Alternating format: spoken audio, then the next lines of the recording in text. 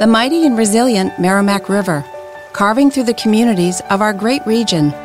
My name is Linda Lorden, proud president of Merrimack County Savings Bank, and like the river that serves as our namesake, we're a constant yet ever-changing presence. Because to us, it's bigger than banking. It's about powering communities and putting people first. It's about knowing where you came from and where you're going. That's Merrimack style. Visit us at themerrimack.com. Hey, it's Kim Commando Today, your daily podcast to keep you up to date with all things digital and beyond. And I'd love to have you be a part of our podcast. You can make an appointment to speak with me. Just head over to commando.com, and on the top right, there's a button that says Email Kim. Fill that out, and that's it. What was your favorite phone? Oh, it's what's the name? Sidekick. Sidekick? T-Mobile Sidekick. Well, that goes way back. Oh, but it was so great because you opened it up and you had the full keyboard. And you could type super fast, and it had Snake. Remember Snake? Oh, yeah, Snake. I mean, Snake. You don't need all these apps, these Angry Birds and Fandangle apps. I had Snake and a full keyboard. Do you play Snake on that Samsung you have? No, I don't think it has access to it. No, it doesn't have access to anything. Okay. I have AT&T. I was down for a little bit this morning. Oh, really? Yeah. So you have a crappy phone and crappy self-service. There goes that proposal at AT&T. Mine was a pink Razor phone. Like, okay, the Razor? Yes. The standard? The Motorola Razor. Okay. And see, what they did is they came out with the Paris Hilton version. Ooh, that's hot. It was hot. And they sent it to me free. So that this way I would say that I had a Motorola Razor phone. Right. And I loved that phone. I did. Do you remember the phone that you gave my ex-wife? No. It was about the size of a child's eraser. And it was a flip phone. And the numbers were so small, you had to like shave your nails down in order to actually press them. Did Ainsley use it? Yeah, she used it for a year. Okay, well, there's a new phone that's coming out in October, and I'm thinking about getting it. Okay. It's hot pink. Okay. They say that it's going to replace your smartphone. And so it's like when you want to have a phone, but you don't want to be like tied to a smartphone. And here, take a look at it. I think I should get this. What do you think? I mean, it's just a basic flip phone. It's the Barbie phone. Oh, it's got a touchscreen, though. Yes, it has a T9 keyboard. Okay. It has no third-party apps. It's basically just kind of a built-in phone. You could take basic pictures. That's it. It's just a flip phone.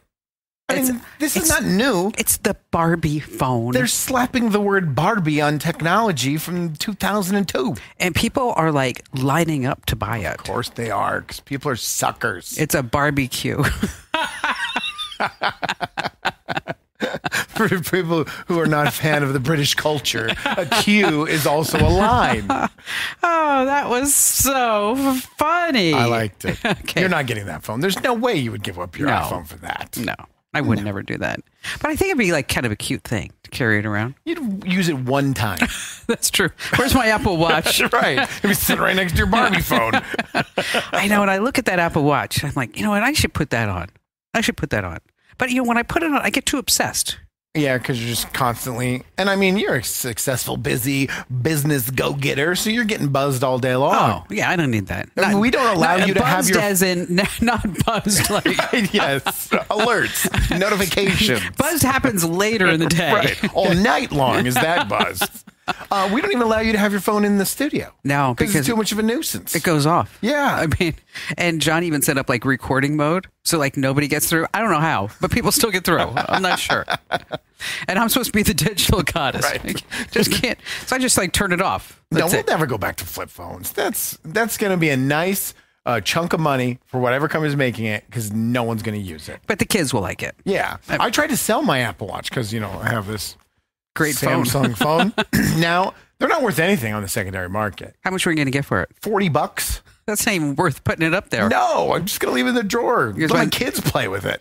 In the drawer. The drawer. My robot's in the drawer.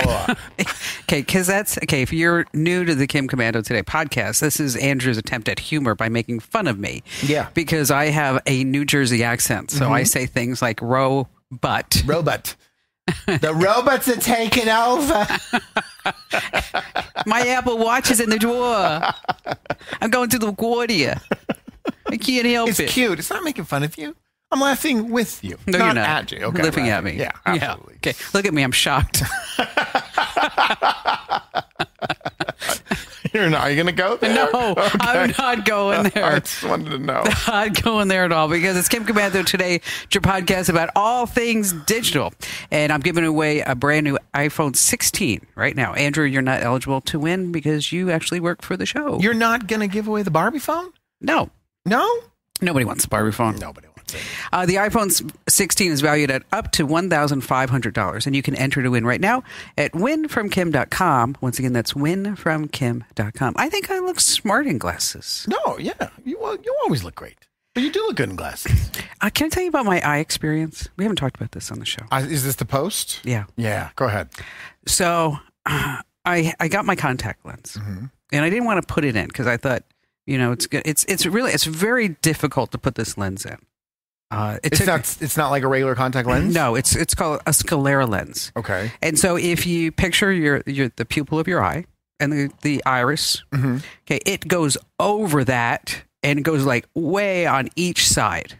I mean, like maybe like a quarter of an inch. So we're talking about much larger than a regular contact. Huge. Okay. And it's also, it's gas permeable, but it's a hard lens. Okay. So to put this in, you have to put it on a plunger. A little tiny plunger, and then you put the lens on top. I didn't think it was going to be a real big toilet I'm just plunger. making it sure. Sometimes you're not with me. Hold on. I'll be there in a second. Oh, God, let me use it in the toilet. I better disinfect that before I use it next time. All right, it's a little tiny plunger. Little tiny plunger. I apologize. And then you have to fill it up with all this, I don't know, whatever fluid that you put in there. Stiff. Stuff. And then you have to lean over and you take the plunger and you open up your eye. Okay. With your third hand? Yes. Okay. Using like 3 or 4 fingers. Right. Okay. And so you have to make sure so basically you have to pull all the skin off. And then you put your eye down and you lower yourself into this. Oh, you go down to it instead of it coming up to the eye. No, your head has to be parallel to the desk, okay, or whatever you're doing it, wherever you do it, and then so you have to put your head. I mean, it's just kind of like this whole convoluted thing. After I hear this, I'm just thinking, be blind. Well, that's why I was kind of like, this may not be something that I can use all the time. Can you sleep in it? No. Do you need the plunger to remove it? Yes. Yeah, wow. Okay. And but it's a little plunger to remove it, not a big one. Just a little tiny baby plunger. So I was watching YouTube on how to get the lens in and out. And then this guy, where it was, talked about there's this new device that you can do. And the device holds it with the plunger with the lens out. And also, so I tried that. And that is amazing. So you did get the device? Yes. Okay. It was $400. Whoa, that's not cheap. Yeah, not at all.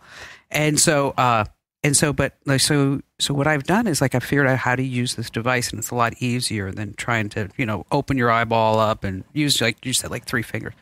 So Saturday, I went to my Pilates class, which I told you. I went yesterday too, by the way. I'm getting a little bit better. That's awesome. And then Barry was on the phone, and I came downstairs, and I said, and I said, "Who are you talking to?" And he said, "Jason." I said, "Stand up. Let me see you." He's like, "What?" I said, "Just stand up. Let me see you." He stands up. And honest to God, he's smaller than I thought he was. Because now you have real vision. Yes. You learned he's an Oompa Loompa. He's 4'2". He's not that No, he's not that short. That's hilarious. I like when we're out and he's like, "I'm 5'10". I'm like, "You are not. You're 5'7". You're going to see so many. It's a whole new world. You're going to see everything differently. So, but see, part of my brain isn't working. Which everybody around me is like, "Oh no, more work for us." Yeah, what's going to happen now? Our whole brain is not working. So, because you're learning to see this new way, that's why it's not working. No, the way that the doctor explained it to me is that for the last 40 years, this eye has not had to work. Right, and so it kind of went to sleep.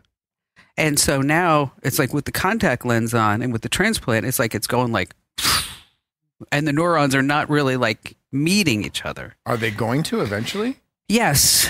So when I put it on Saturday, I immediately had double vision. Okay. And I was getting a little vertigo. But I was standing there looking at the view from our house, and I just couldn't stop crying. I mean, I really literally could not stop crying. Congratulations. Because it was like I could see colors. Things are so much brighter. I saw our IT genius, John. He was at the house yesterday, and I looked down and said, and he was like working in the server room. And I said, "Hey, John, let me see you." And he's like, he looks at me like what? Do I call HR? And then he's looking at me like, what? I said, "Oh, I got my contact lens." I said, "John, you are handsome." Oh my gosh! This whole time I thought you were ugly. No, but it's like things aren't flat. Sure. Things are crystal clear. It's. Did you post the letter everywhere? No, just on Instagram. Okay, so go to Instagram, Kim Commando's Instagram page. Yes. Read the letter that she wrote to her doctor. If you can read it and you don't get emotional, you are not a human. And he wrote me back. Oh, nice. And he said something like, "It was my honor. And I hope that you use your new vision to do even more great things for the world and helping people." It was just so nice. So nice. So then I put the contact lens on. I went to Pilates yesterday after work. With the contact on? No. No. Okay. I'm lucky. I can't even. I'm lucky I can get my butt off the ground. Stairs are a struggle. Let's not do the workout program. I'm getting a little bit better. Although I was next to a ballerina yesterday. And you know what? You ought not to do Pilates next to a ballerina who's like this thin and her toes are curling in. You're only going to feel awful about yourself. I know, I'm looking at myself like, man, I got to lose a ton of weight. Wait a minute, though. With the glasses, it's not comparable to the contact? There's no glass on this side. Oh, okay. So I do need a little. I can see close up, but I can't see far away on my left eye. Not too much. What's the time frame where you're daily wearer and it's perfect all the time? I'm not really sure. Okay. Because they really don't want me to wear any eye makeup with it. No, and you need that. Thanks, Andrew. Appreciate that. Yes. He's always for me. He's helping me. He's always got my back. But I wore it last night out to dinner. And? I walked into Ocean's 44 and I was like, look at all the cooks. Wow, is that a piece of is that a salmon? It is. It's really so cool. Wild. I mean, when you see all those videos that were, the baby get the cochlear implant and the baby hears for the first time, you're experiencing that. It is so wild. It is so wild. And so, so I was looking at my new car and my Porsche. And then you saw the bill and you're like, I paid that much for this thing? I actually looked on the back of the car where it says Porsche 911 Turbo S. And I was like, I didn't know those letters were raised. Wow, that's so cool. It is. It's really wild. You're like a kid in a candy store. I know. So I go home and I'm like, I got to put my lens in. So I can wear it up to like 2-4 hours a day, 2 to 4 hours a day. The goal is to get it to 14 hours a day. Which I'll wear it. So I'm thinking like, I'm just going to do the podcast one day. Just no eye makeup and everybody's just going to have to deal with it. Because who cares? Yeah, it's the internet. Yeah, exactly. Nobody pays attention to the internet anyway. Hey, please, if you could, like this podcast. Comment, share. Subscribe. Please hit the subscribe button. Helps the algorithm. And we want everybody to see Kim without makeup on the internet. I have some Instagram pictures I put up without makeup. Oh, you do all the time, don't you? Yeah. Yeah. I don't always look this good. No. Sometimes better. All right. So I saw this TikTok video of a woman who claims that she's been hacked. Okay. And that they are in her TV entering her passwords. And she's really upset about it. This video has gotten 1.1 million views. Ooh. Here, take a look at it. Not that one. Share. Look, how do they know my passcode? How do they know? Well, now we all know your passcode. Typing it in. How do they know? And I got the remote right here, not touching nothing. Xfinity allowed my information to be breached. And now I have someone in a different country hacking my box and talking to me through my remote. Okay. Look at this. Look at this, So it y'all. goes on and on, and she's blaming Xfinity. She's going to call police, she says. Yeah, she did try to tell the person that was hacking it in real time that she's going to get them in trouble. No. So now this happened to your son. Yeah, so at his mom's house, his mom's boyfriend has 3 boys. Do you like his? Do you like her boyfriend? Yeah, he's a good, great guy. So how are you different from the boyfriend? He's handsome, and he's with my wife. No, so there's 4 boys, and they all play Xbox at the same time in the same room. Okay. So there's 4 TVs, and they turn on all the machines, and they're going to do a big Fortnite session. And when my son turns his on, immediately the password screen comes up, and the password was entered. And then the game starts. And then he goes to the Microsoft store. And then a game starts getting downloaded. So quickly panics, turns it off, unplugs it from the internet. Go to the router, unplug the router, reset the router. Because they immediately call me. Because, that's just what happens. And I'm like, all right, go to the router, set the password. If it's someone locally, right, they may be getting through your router. Okay, could be. And that's a step. They go back, turn the Xbox on. He's still there. Controlling everything. Now, I know it's a he because a woman would never do this. So he's got to, in my opinion, and you can correct me, he's got to be into the hardware of the device and controlling it from somewhere else. Correct. I don't think it's a software thing. I think whatever access point he has, it's in the hardware. Correct. So they unplugged it, put it in a closet. It sat there. It was going to come over to my house so I could test it and try to figure it out. The Xbox. The Xbox. Not the child. Correct. He sleeps in the garage. Shit. Don't lie. And before they were going to bring it over, they waited like a couple of weeks. And I'm like, you know what? He might be gone. He may be bored. And his fun little prank is over. They plugged it back in. Everything's fine. Oh. Changed all the passwords. All the security has changed. So he might show back up. But that I absolutely believe that someone was inside of her box. Well, the Xbox. Yeah. Well, her cable box. I did hear kids in the background. But where she's like, Xfinity breached me. No. Xfinity did not breach you. So, word to the wise is, make sure that you change the default password on your Wi-Fi. Mm-hmm. Get a good Xbox password. What else? Anything else? No, that's pretty much it. Because that's all. Once they're in, if they have some sort of spyware or malware or whatever, once they get it in on the Xbox, they can hang on as much. The guy, once we changed the password, he couldn't access past the first screen because he didn't have that information because we changed it. So then he was just mad. So he was just entering 350 straight 2s because he knew he didn't have the access and we blocked it. And he got bored and he went away. So just put your cable box in the closet for a week. Some good news from the FBI. Yeah. They caught a scammer. Okay. He's going to be spending, 20 years in jail. That's a lot. He was making, you ready for it? $400,000 a month. Doing what? Hacking people, like putting things like saying like, oh, your Windows computer is running slow and we can fix it for you. $400,000 a month. Are we ever getting to the point where people stop falling for this stuff? We've got a story later in the show today. An educated CEO of a bank. Yes. Fell victim to an online scam. Well, that story's ridiculous. Oh, yeah. This one's over the top. You're not going to believe this one. Speaking of money, Jeff needs some money. Okay. Who's Jeff? Jeff Bezos. Oh, he's got a lot of money. No, he needs more money. He's almost got the most money. He's going to buy the Boston Celtics. I heard that Bill Simmons was just trying to get clicks on the internet. None of it's true. I don't know. I guess Jeff is into football. It's basketball, but we'll carry on.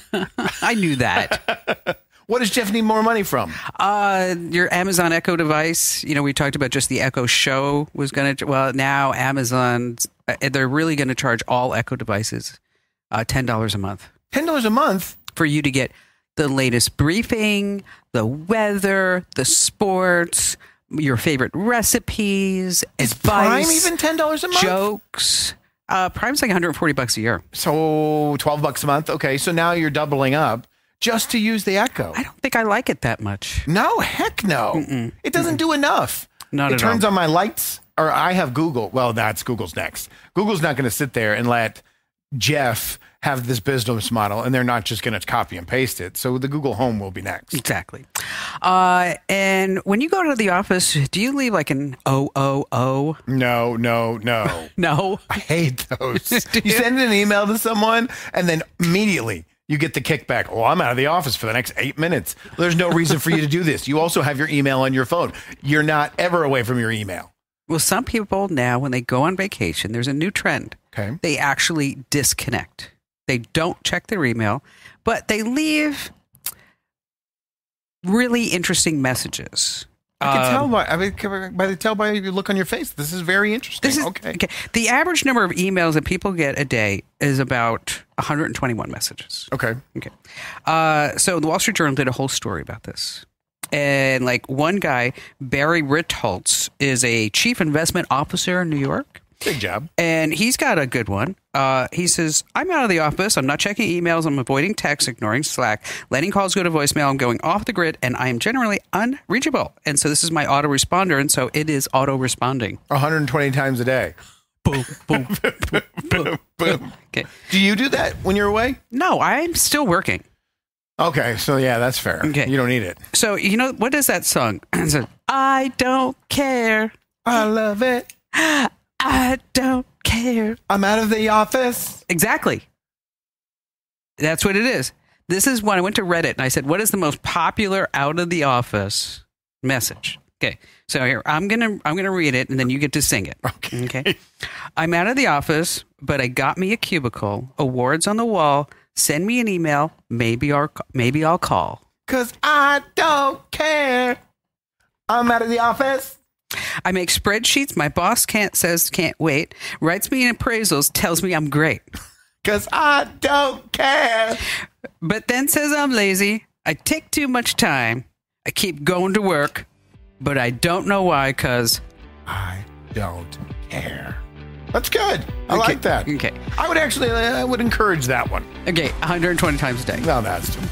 Okay. Now, if you actually put all that there, but when you came back from the office, you'd be on a pip. I don't care. I'm on a pip. I don't care. I love it.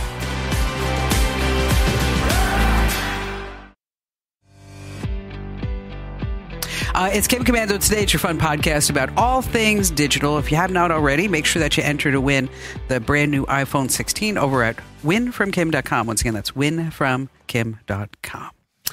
All right. Tell me if you've heard this one. Someone got scammed in a pig butchering scam on the internet. No. Yeah, it happened. This one's crazy, though. We got a 53-year-old CEO of a bank. Okay, one just does not become the CEO of a bank. No. You're highly educated, very experienced in the field of economics. I mean, it's a bank, not a food bank, not a blood bank, a bank. Money bank. Gets an email on WhatsApp that says, hey, we got this amazing investment opportunity. You give us the money. We promise 15 to 35% returns. So he takes a little bit of money and he sends it over. Okay. Man, cleaned up. Really? Made a ton. Jeez. So he took, instead of a little bit of his money, he took all of his money and he sent it over, hoping to get that same return. But that wasn't enough. So then he went to his church. He went to the church. Yes. And then what? And I'm sure everybody trusted him because he's a banker. Who else would know better than the CEO of the local bank? Exactly. They took all their money, handed it over to him. He was going to take a little bit off the top, but he promised them that he would get them their return.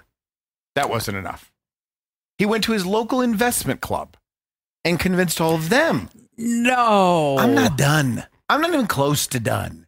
He then emptied out all of his children's college education funds and sent it over to the scammer. Okay, somebody that he met in WhatsApp. Correct. One message that he got in WhatsApp. So then he went to his neighbor and he was like, hey, neighbor, I'm in kind of deep on this investment opportunity, but I am going to make so much freaking money. Could I get a loan for $12 million? His neighbor? Yeah. Yes, his neighbor. For $12 million. Correct. A loan, which he would pay back at a small interest rate because he was going to make 35% on the return. His neighbor's like, you're getting scammed. No, you don't understand. I've already gotten some of my money back. This is amazing. I'm going to be so stupid rich. It's not even funny. And his neighbor's like, no, you're getting scammed. Oh, God. Stop giving them money. So he heard that advice and he took it inside himself. And then he said, what I need to do is take all of my bank's money and invest it. Okay. 13 wire transfers over an 18-month period. $47.5 million. No. God. $47 million? Can you believe this? We are in the wrong business. So he gets charged, obviously, because he was taking money from the bank. He was directing his employees to do this, too. It's not like he was doing it on the down low. He was sending out company-wide emails. He was sending instructions to his employees that we are investing this bank's money. The bank fell apart. It's gone. You know what happened? Well, the FDIC insured the accounts. Possibly some of it. Up to $250,000 per account. $9 million in the end was lost.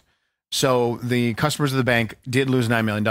They're not going to get it back. No, they're never going to get it back. It's going to be gone. Obviously, they're going to fight for it all there, whatever. They're never going to get it back. And he's going to jail for 24 years. Wow, $47.5 million. Greed is not good. Took the church's money. Everybody. Now, have you ever had a friend of yours ask you for money? Yeah. And I found out the person was a degenerate gambler, and I didn't know that at the time. And I was very young. I'd probably been in radio for 2 years, so 20 years old. And I had no money, zero money. At the end, after I paid all my bills, I had $36 left. Because radio, it didn't pay. I was making $50 a week at Exactly. KFYI. I mean, honest to God, $50 a week. Yeah, I was probably making $9 an hour. And he comes up to me in the hallway. He's a friend of mine, and we were very friendly. And he comes up to me, and he goes, hey, I need $500. And I was like, what do you need it for? He's like, I have to pay it today. I won't get my money until tomorrow. If you could give me $500, then I will pay you back literally tomorrow. And I was like, fine. So he followed me to the bank. I had $508 in my account. I took out $500. I gave it to him. Next day he comes back and he gives me $600. And he's like, thank you so much. He must have won. Right. Because if he's a gambler and lost it all, then we're going to have excuses. Exactly. Now, we have a common friend. His name's Bart. Do you know the Bart story? No. Same guy then goes to Bart and says, hey, I know you're looking for a car. I have someone who's selling a RAV4. It's worth $22,000. They only want $16,000 for it. And Bart's like, absolutely. Goes and gets him a cashier's check, hands him $16,000. Poof.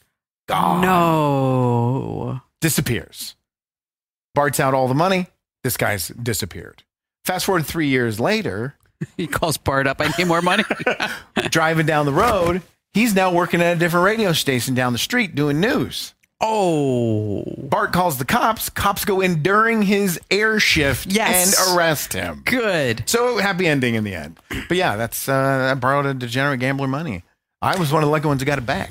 You are. Well, you must get requests for money all the time. Yeah, I have. I'm not going to say who it is, but I had a somebody in the radio industry. Okay.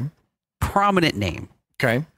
Call me up and say, would you loan me $8 million? What? That's what I said.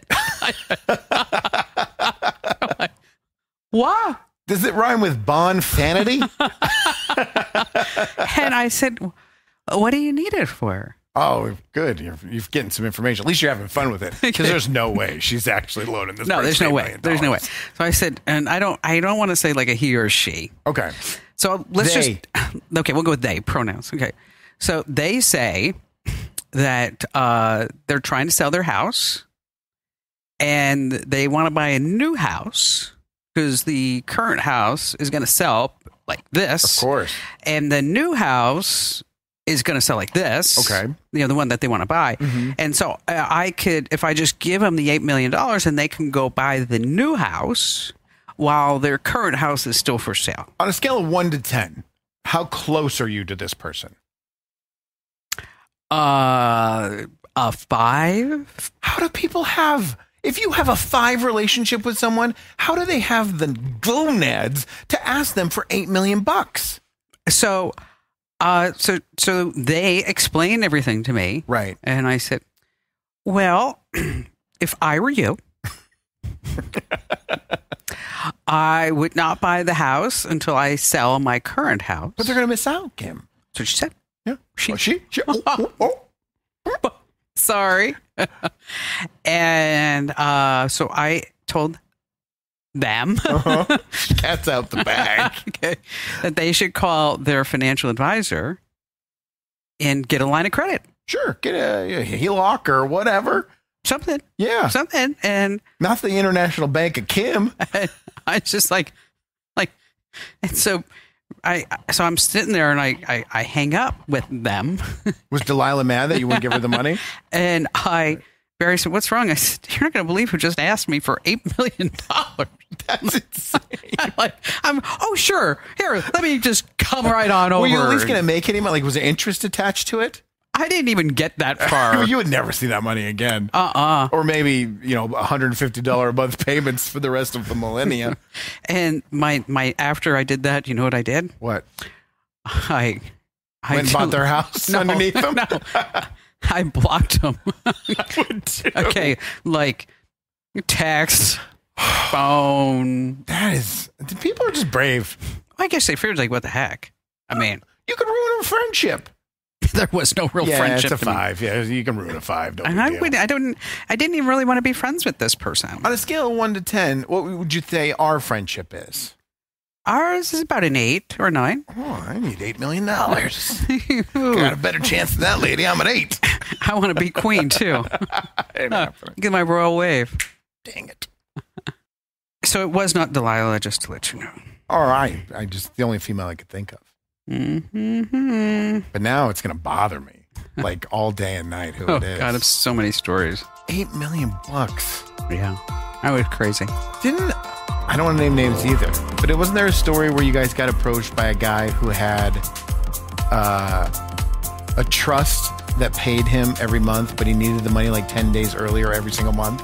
Yeah. And he came to you and he's like, I'll pay you back 10 days from now. We're not doing that. I wouldn't either.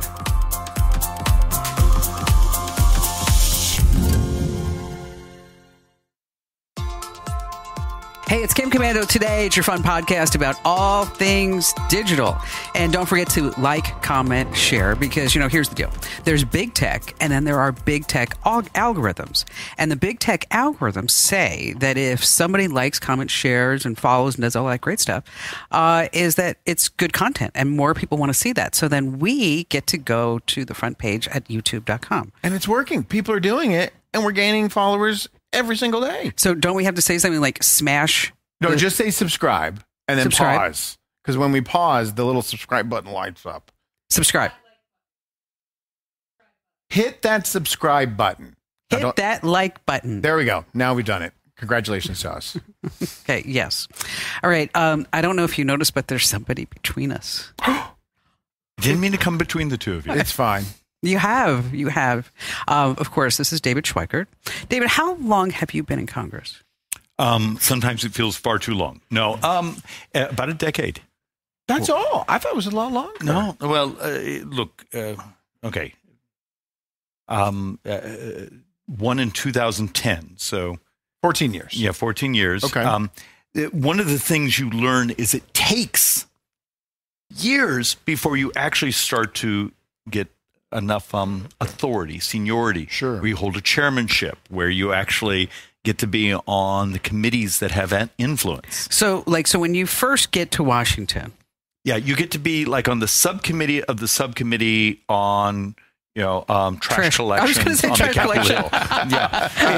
And there's a certain truth to that. I mean, unless you're, and look, there's certain hierarchies of, the speaker particularly likes you, or you're in a difficult district. Let's be brutally honest. Much of Congress is not a meritocracy. Mm-hmm. Sometimes you have to be there a little while to get to those things that you're actually good at. So there are parties and like meetings that if you get invited to, you're like, yes, I'm there. In some ways, the meetings are the problem, because one of the things that's happened is you have these things called schedulers, who their job in life is to make your life miserable. And they schedule you every 15 minutes, and you go to another meeting, another meeting, another meeting, another meeting. And it's often people that have legitimate issues with government, or they want something. Most of them want money, Okay. or want you to regulate their competition. That's fun. It's the economic term is rent seeking, but it's shocking how much of Washington, D.C. is trying to almost put up barriers to the next best thing. And that's actually partially what we're going to talk about. And so you go through this sort of world where what happens if you're scheduled constantly? So your first meeting's at 7 a.m. and your last one's at 9:30 at night. When do you read? Yeah. When do you learn that the way you've been doing something, the way government does something, the way regulated industry does something is now out of date because of a breakthrough, because of a cure for a disease, a new type of technology, new types of sensors that are available. And there becomes one of the things I think is a real fragility of the way politics and Congress works, is there's not a lot of time to read and think. So it sounds like you're saying the federal government is broken. Interesting. I hadn't heard that before. It's even uglier than that. Oh, God, you've taken me down a very dark. He didn't really say that. It's just a one-liner, really. You have a government that functionally borrows $80,000 a second. Wow. Every second of every day. $80,000. 80 grand? 80 grand a second. And it's going to get dramatically worse. We need a pig butchering scam. Sounds like what it is. But the thing that makes folks mad is when you tell them the truth, because everyone has their conspiracy theory of, it's the Federal Reserve did this, or it's this or that. And then you go, no, from today through the next 30 years, 100% of the borrowing will be from demographics. Explain that. Yeah, what does that mean? We got older. Oh. As a society, starting in 1990, we started having a lot fewer children. Except for Elon Musk. But in a decade, 23% of our population is 65 and up. And we have promises we've made. How do you finance those promises?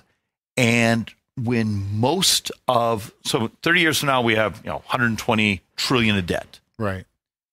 Most of that debt is Medicare. Because people aren't having enough taxpayers out there to balance it out. Because the kids are not. It's both the demographics, it's the cost of healthcare going up, it's also the population that moves in because they earn these benefits. Right. You earn these benefits. And so part of our office's battle is trying to deal with the clown show where my brothers and sisters on one side, well, if we raise taxes, well, every tax proposal, that's legitimately, it's offered, it's actually in policy, gets you about 1.5 points of GDP when you adjust for growth. Those of us who want to cut spending, I can get you about 1% of GDP in cutting in non-defense discretionary. So a big 2.5%. You're borrowing about 7% of the entire economy this year. The point being made is those who try to say, if we tax rich people, we'll be fine. It doesn't get you anywhere close. Right. For those of us, my side, let's cut. We can cut, but it doesn't get you close. If all the cuts stacked up, if you're only doing them in non-defense discretionary, about 1%. Okay. You're borrowing 7%. And remember, a member of Congress only gets to vote on about 25% of spending, and we're borrowing about 30%. So every dime a member of Congress votes on is borrowed. Right. I'm not big on math, but I can figure out this is not a good thing. And but almost no one will get behind a microphone and tell you that. Right. Because one of the ways you raise money, one of the ways you go out and get votes, look what's going on in the presidential race. Everyone's promising things. Now, we have no idea how it's going to finance because, some of the proposals for the tax hikes and those things from our brothers and sisters on the left are a fraction of the amount of spending it's being.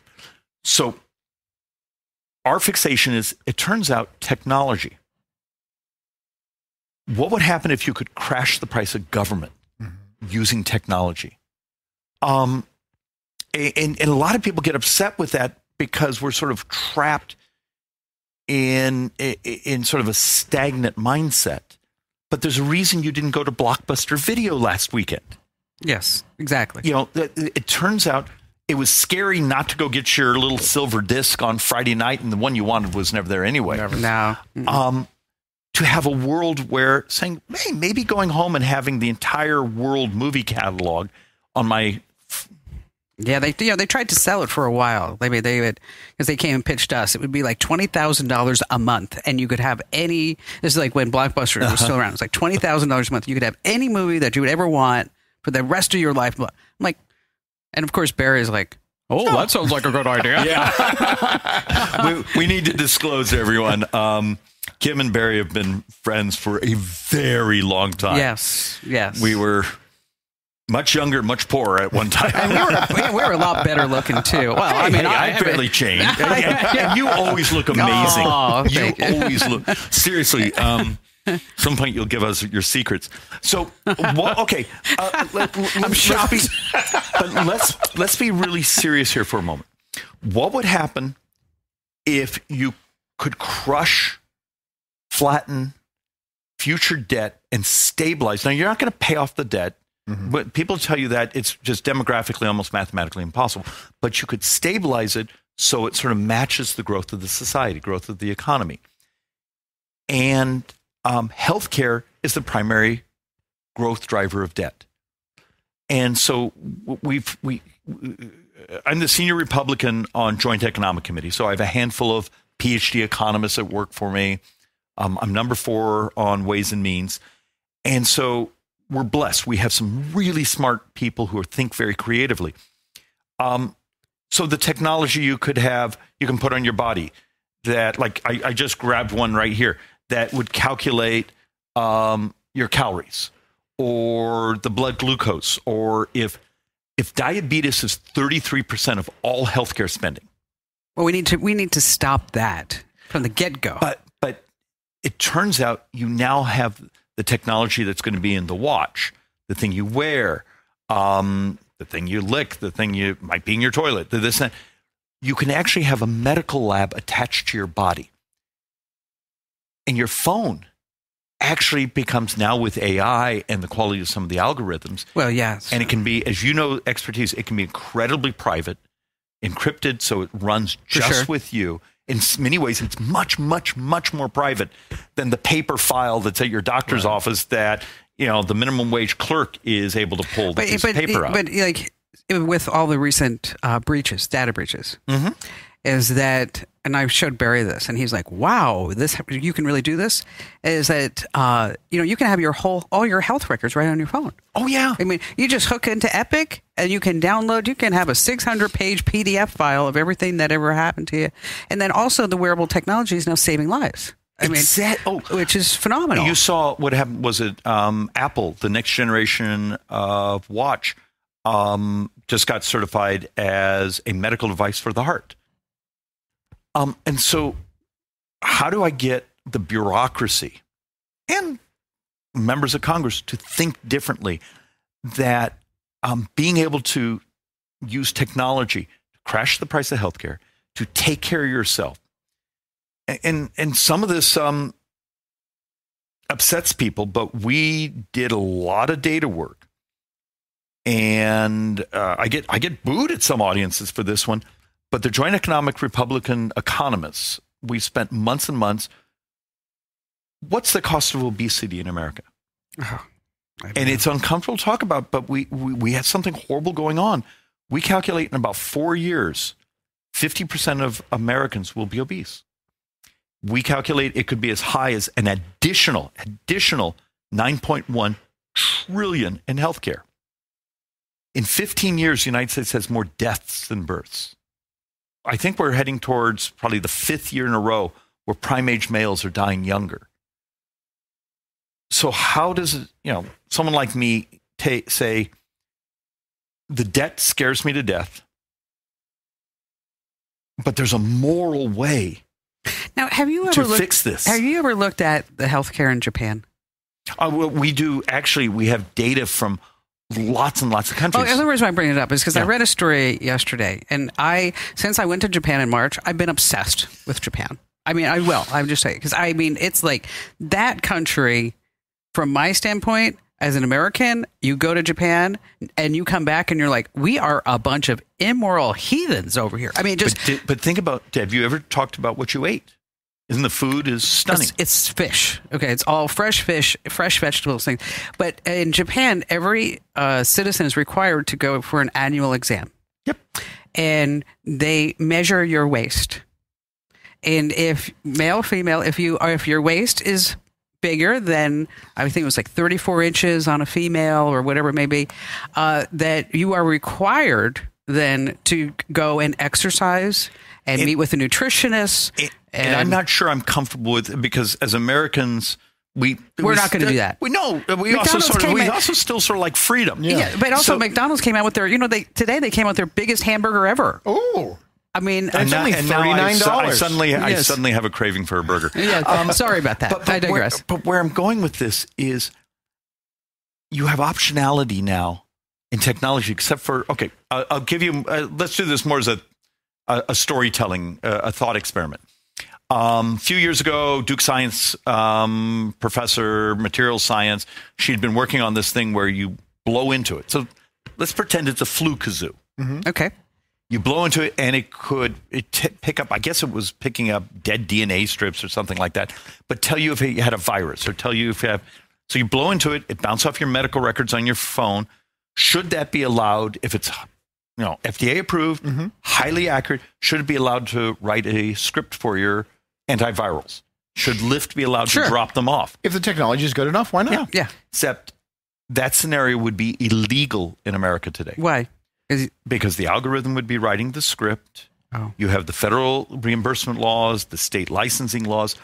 We have lots and lots and lots of barriers.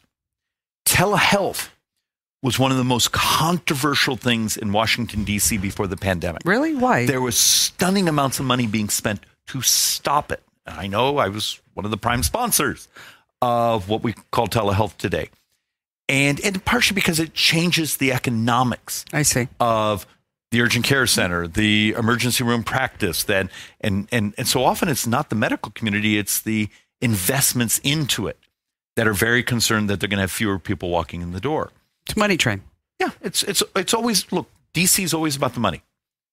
What's the biggest hurdle? If this is something that could be implemented not only to make our Americans' lives easier, but save a bunch of money, what's the biggest hurdle? Is it the uninformed people that are going to make the decisions on it? Is it the big money healthcare that's going to pay as much as they can to stop it? Because that will affect their wallets? Oddly enough, you have to think much broader. Okay. Because sometimes what shocked me, it's not healthcare that's often lobbying against some of these things. It's incumbent business models. Maybe the investment group that bought the urgent care centers. Okay. So now, but they need people walking through the threshold. Sure, they got to make a return. they gotta on make the sure. So what investment. would happen if the people walking through that threshold now can use your phone or that iPad and call it telehealth? You don't need it. So now let's leap to the next generation. What happens when telehealth isn't telehealth, it's digital health? Do you need to be talking to a person? Could you talk to an avatar for basic things? Could you, have things on your body that actually provide the data? What is better data for you to stay healthy? The last 24 hours of constant monitoring, or things that are in your medical record that are a decade out of date? And your doctor, your doctor gives you 10 minutes. Tell me what's wrong with you. And in 10 minutes, they're like, okay. And so there's this argument that if you want to save America, if you want us to live longer, more prosperous, and be healthy, and deal with the crushing debt, remember, the bond market in many ways is the most influential group in America now, because we have to sell. This year we will new issuance and refinance $10 trillion of U.S. debt to market. And so I'm trying to build you a unified theory. And we've just talked really on the healthcare side, but we've been working on projects of when you call the IRS and you call and call and call and call and call and can't get someone to pick up the phone. What would happen if they used an IRS-centric, tax code-centric chatbot, and it would stay on the phone with you? It would actually send you a text of the document you need. It would actually give you a link for the YouTube video that you need to show you how to fill out the form. Which would it's easy. Why don't we do that? We're to their credit. I chair oversight and Ways and Means, and that's been sort of the running experiment with the IRS. But there's so many other agencies saying, instead of having me have a person, you could have technology that sounds like a person. It's easy to understand. For sure. Has the entire library of the documents and things I need, could walk me through it.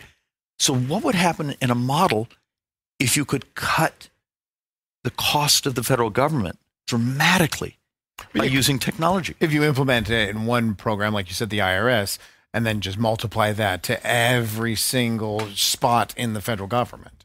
And the states. So you won't remember, but a few years ago, I actually made you watch a little YouTube video I had done. It's like a cartoon. Oh, I remember that. A minute and a half about crowdsourcing environmental data. Yeah, no, I do. I remember that. So I do. I thought that was a good idea. One of the ideas is, we all walk around with that supercomputer we call a phone. Mm-hmm. There are now things that Bluetooth, attach, this and that, where you could do, have a couple hundred people in your community or a few hundred people in your community just doing crowdsourcing environmental data. If you have some clowns painting cars in their backyard without a booth, it would catch them immediately. But it would change society from the standpoint of if I, in the motorcycle paint shop, and I'm following all the rules, filling out paperwork and shoving it in a file cabinet and doing all the auditing and this and that, does that make the air quality cleaner? Or could it have a system where you just catch the bad actors instantly? Isn't there a weather station that's now doing that? We are starting to crowdsource weather data, but it would require a revolution of thinking of changing the EPA, your local county air quality, saying we could just crowdsource the data and you enforce on the sinners and leave everyone else alone. And then you're going to have people say like, oh, this is, you're infringing on my rights. No, just what rights? You don't have a right to pollute the common. As just sort of a libertarian economist, and the right saying, if I follow the rules, I should be left alone. I'm just saying that you're going to get that other side. Well, what you actually get is incumbents of we're the engineers that make money every year going and certifying the scrubbers in your business, or you just put us out of business because. Or the bureaucrats that make their living shoving paper in file cabinets. Yeah, for sure.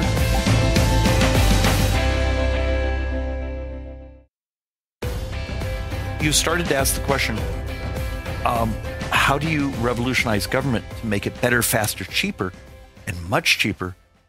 And we all get to be healthier. And you have to have first people stop being scared of the technology. Which they are. There's some of the crazy discussions I have with people on AI. Yeah. They're not understanding a stack over here or generative AI over here. Yes, they don't get it. They're afraid that the robots are going to take over the world. And there's those incumbent businesses and bureaucracies out there that are incentivized to feed you crap, to feed you information. Be scared because we like our business model and our pensions. But think about this. In the last couple months, AI has discovered a whole new category of antibiotics. And cancer vaccines. Oh, yeah. That's actually one of the articles I have here of the melanoma cancer vaccine. The fentanyl vaccine that's going into phase 2 trials that actually attaches the protein so it can't break the brain-blood barrier. If you're losing 80,000 of our brothers and sisters in the country to fentanyl overdose, what happens if you cut it in half? I'm trying to find a way to say it's great economics. It's also moral. Deal with your personal fears, read more, and see there's actually really good things that could happen if I can get the policymakers to actually join us in this century instead of still wanting to go to Blockbuster Video. Are we at the point that we either adapt or die? Yeah, absolutely. Okay. Oh, yeah. you're at a moment where just the financing costs of government. Remember, interest is now the second biggest expense in the federal government. Correct. Yes. Defense is now number 4. Which is, I was going to guess defense was number 1. No. Social Security is number 1. Medicare is number 3. And it's going to continue to get worse and worse. So I love the brain trust that often, I'll be at a meeting and they know what they know because the politicians have lied for so long. And I mean that as brutally as I can say it. If we just cut this, we'd be fine. And then you say, okay, let's do an experiment. Let's get rid of every dime of defense, get rid of every dime of what we call non-defense discretionary. You still have to borrow like $400 billion and you just shut down the government. It's still a lot of money. But you know what? It's so wonderful that you're here, but we're going to run into a time constraint because I've got to do another show. I know. I'm sorry. But thank you. But you can come back anytime. Yeah. And look, the reason I'm trying to almost evangelize, there's hope. There's really some amazing things. And you and I have talked about this. I do these floor speeches. And when I would do them a couple of years ago, I get like 12 people that will look at them. The last couple now are getting 1.5 million views. Oh, see, that's fabulous. So something is happening where I've learned the Kim Commando optimism of technology actually will make our lives better. It can. And it does. If we just be smart about what we adopt. I mean, generative AI probably needs to be designed in a box where it's separate. But a stack over here that's just an expert on reading my MRI scans, don't be scared of that. And trying to help the public and the people I work with in Congress to see that, to understand it's not all slash and burn. It's not all raising taxes. It's actually just changing the cost and doing it better, faster, cheaper. And changing the patterns and changing the habits. Exactly. And knowing that tech is here to better our lives. Does it need some controls and constraints? Yeah, it does. I mean, we don't want it to fall off the rails. Yeah. But if we look at what we have right now, I mean, if you look at the iPhone 2007 to what we have now. Right. Night and day. And that's crazy. You make the point. And, being someone, I have hypertension. Can you imagine that with the coffee I drink and the fact I have little kids? Which are they're so cute. Oh, look, you know the story, but so we adorable. adopted, and I'm adopted, and it's greatest joy ever. But I'm an old dad. I need to live a long time. You do. Mm-hmm. And that's one of the reasons. So I'm going to one of the blood glucose meters just went over the counter. So I'm going to experiment with that and one of the wearable wristbands that also collects other data. And I'm trying to be my own guinea pig. Well, I would argue the morality of that should be from the poorest American to those of us with assets to be able to start using the technology. We got to introduce you to Brian Johnson. Yeah, that would be an interesting you know conversation. Brian? Guy's trying to live forever. Okay. He's 46, 47. He says that he has a birthday once every 19 months. He says that he's the most measured man in the history of humanity. We are learning I don't mean to get off of my synthetic biology interest, but we are learning some things on cell replication and how, the dying of a cell DNA can last much longer. Look him up. I will. And I can make an introduction. I invited myself to his house for dinner after he said he had dinner with Kim Kardashian. I'm like, oh, really? Like, whatever. You get to be with all the cool kids, don't you? You were there. He has a total crush on Kim Kardashian. Well, it wouldn't. I don't know. Her butt's too big. Not big enough. Do you know? I'm gonna get mocked for what I'm about to say. She could walk through the room. I'd have no idea who she is. Yeah, you'd be mocked for that. That's you would. Yeah, you would. Good call. Let me show you a picture. Look, if it's not in an academic journal, I'm probably not reading it. The exciting things are happening over at the Schweikert house. Thank you for being here, Dave. Thank you for having me. This program is a copyrighted production of Westar Multimedia Entertainment and protected by the copyright laws. Any rebroadcast or use of this program for commercial, business, economic, or financial purposes without the written permission of Westar Multimedia Entertainment is strictly prohibited.